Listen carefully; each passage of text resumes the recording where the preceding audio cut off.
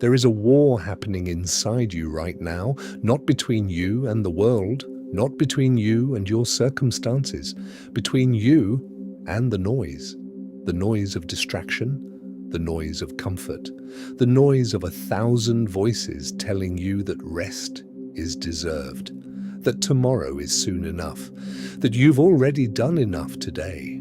And in that noise, laziness breathes. It feeds on the chaos of your mind. But the Stoics knew something that most men and women in this age have forgotten, that silence is not weakness.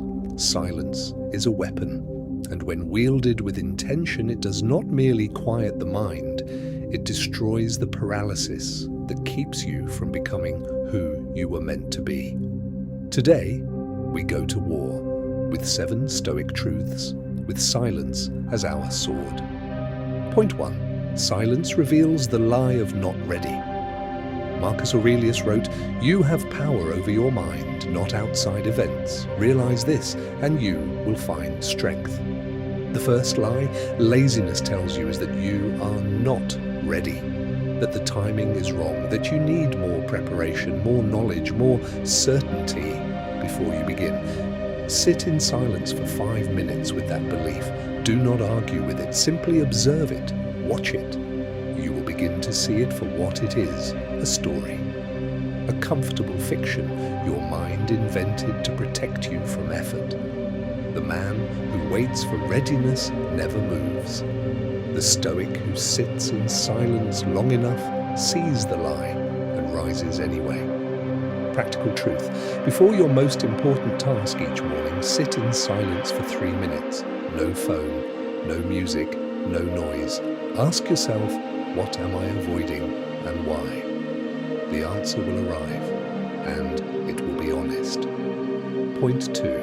Stillness exposes what you truly want. Most people are lazy not because they are weak, but because they are chasing the wrong things. They are exhausted by a life they never chose, and the body wisely refuses to run toward a destination the soul doesn't want. Silence strips away the borrowed ambitions, the expectations of parents, society, social media. In the quiet, only your voice remains. Epictetus, a man born into slavery, said this: "Seek not that the things which happen should happen as you wish, but wish the things which happen to be as they are, and you will have a tranquil flow of life." When you are still enough to hear your own desire, real, unfiltered desire, laziness dissolves. Because no one is truly lazy about the thing they deeply love. Point 3. Silence breaks the cycle of overstimulation. Here is something no productivity guru will tell you. Your laziness may not be laziness at all. It may be exhaustion from relentless noise. You wake up and reach for your phone. You feed your mind 40 stimuli before your feet touch the floor. Your nervous system is saturated before the day begins. The ancient Stoics had no algorithm competing for their attention. They had time to think, to reflect, to prepare the mind for noble action.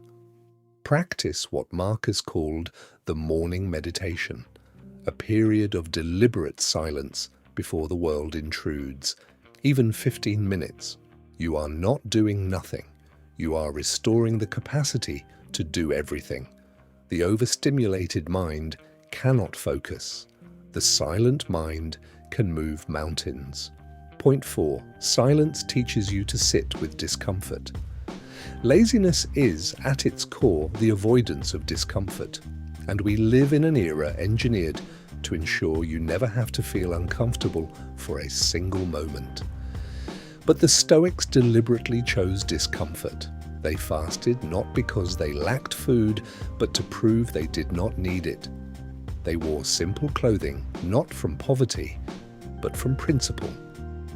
Seneca wrote, "It is not that I'm brave, it is that I know what is worth fearing, and idleness is among the most dangerous." When you sit in silence, discomfort comes, boredom rises, the urge to check, to scroll, to flee. It all comes. And if you stay, if you refuse to move, you are training the muscle that destroys laziness.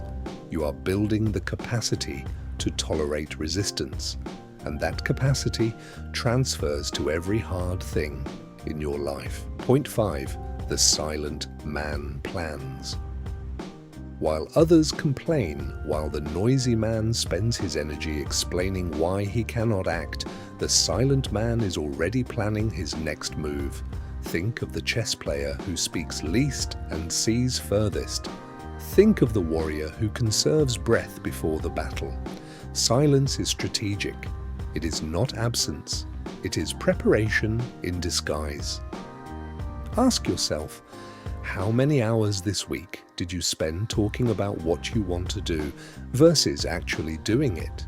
Complaining is the loudest form of laziness, and silence is its antidote.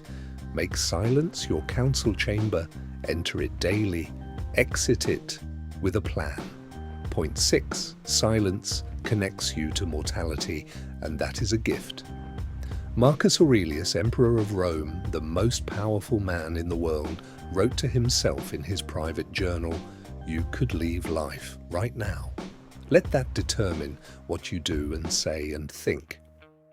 Nothing obliterates laziness faster than the honest confrontation with your own finitude.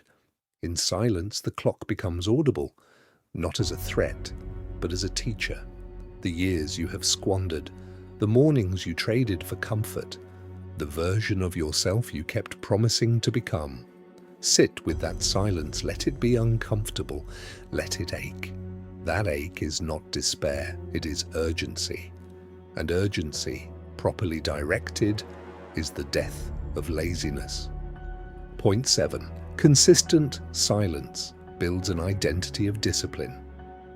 You do not become disciplined through one dramatic decision. You become disciplined through thousands of quiet ones. Every morning you choose silence over stimulation. You are casting a vote for the person you are becoming. Every evening you sit and reflect rather than collapse into distraction. You are reinforcing an identity, the identity of a person who is in command of themselves. The Stoics did not seek motivation, they built character. And character is forged not in the loud moments of triumph, but in the silent moments of choice. Conclusion. Laziness is not your nature, it is a habit built in noise, sustained by noise, and destroyed by silence. You do not need more motivation, you do not need another system, another app, another morning routine someone else designed. You need stillness, long enough to hear yourself, long enough to remember what you came here to do. Marcus Aurelius led an empire, fought wars, grieved the deaths of his children, and still rose each morning and wrote, in silence, to himself. Not for fame, not for legacy, but because he understood that the quality of a life is determined by the quality of the mind that lives it. Silence is free. It is available to you right now, and it is the most powerful weapon against the enemy within. Begin today. Begin now. Begin in the quiet. Confine yourself to the present. Marcus Aurelius.